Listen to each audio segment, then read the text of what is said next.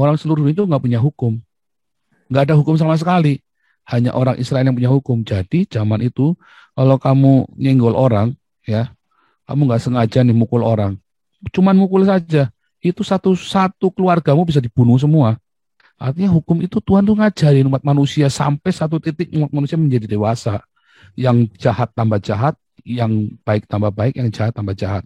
Kan firman Tuhan bilang begitu.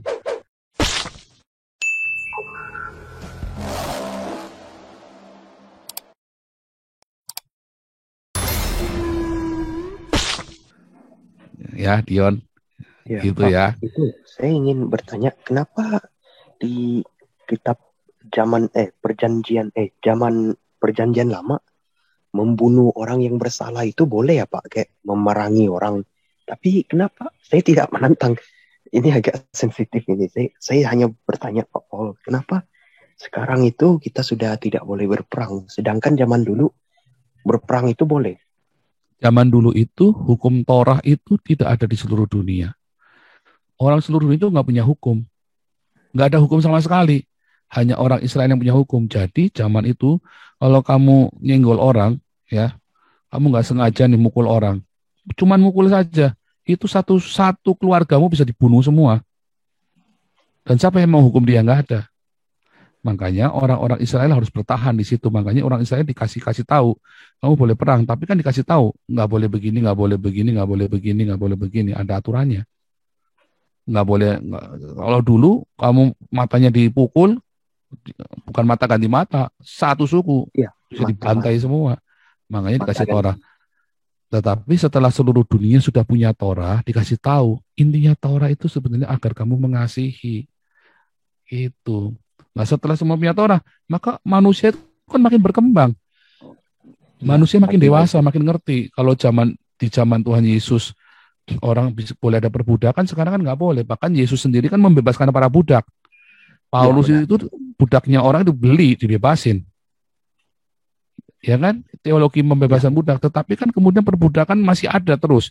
Karena gereja tidak mau melakukan ajaran Tuhan. Malah ikut dalam perbudakan itu. Nah, begitu orang sudah ngerti, Abraham Lincoln dia mulai teriak, nggak boleh ada perbudakan. Karena firman Tuhan bilang nggak boleh ada perbudakan. Baru dilepasin tuh. Nah, sampai sekarang. Dan orang kan makin berubah. Sehingga bahkan orang tidak kenal Yesus pun mereka bisa mengasihi. Orang yang tidak mengenal Yesus pun mereka bisa charity. Dulu mana ngerti orang charity. Ngasih-ngasih biayain orang. Kayak sponsornya anak saya itu. Sponsor anak saya orang ateis loh.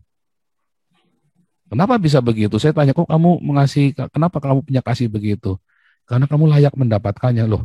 Nah, kan, padahal dia ateis.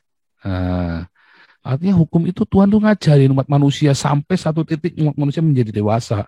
Yang jahat tambah jahat, yang baik tambah baik, yang jahat tambah jahat. Kan firman Tuhan bilang begitu.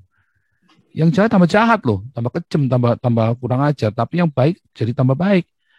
Sekalipun dia tidak mengenal Tuhan. Tetapi nanti Tuhan punya cara sendiri buat memperkenalkan keselamatan buat orang-orang ini. ya, Pak. Gitu.